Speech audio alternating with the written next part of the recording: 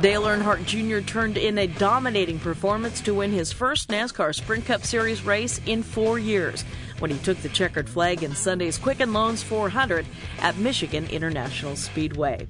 Earnhardt had gone winless in 143 races until Sunday when he crossed the finish line at the track where he scored his last series victory. Earnhardt led 95 laps on his way to the checkers. It's a good deal for the team. It feels good to win in that shop. I got moved into that shop a year and a half ago, and that shop's got all them trophies and got all of them wins with Jimmy and Jeff, and they're used to success, so it feels good to be able to bring those guys what they deserve.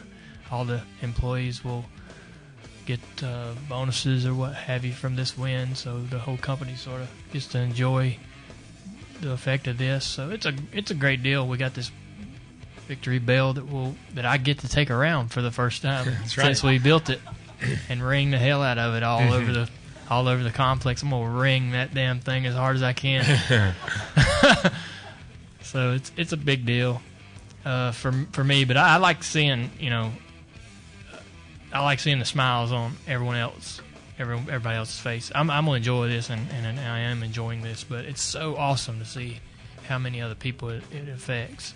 Earnhardt's 19th career Sprint Cup Series win came by 5.393 seconds over Tony Stewart. Matt Kenseth had to battle back from a poor handling car near the midway point of the race to come home with the third-place finish. Greg Biffle was fourth for his 8th top-5 finish of the season. Jimmy Johnson came back to finish 5th after starting last in the field because of an engine change.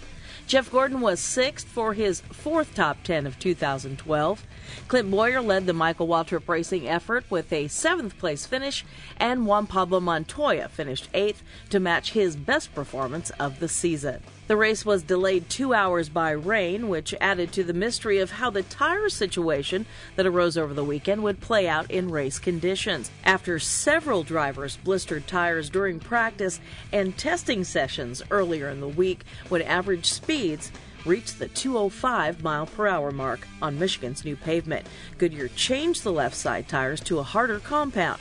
But there were no problems during the race with tires. The one thing I think we need to give 100% credit to Goodyear for this weekend. I mean, what they had to do yesterday was a really hard decision, and or Friday night, I guess, was a hard decision to make, and it was for the betterment of all of us as drivers and teams, and for the sport. So.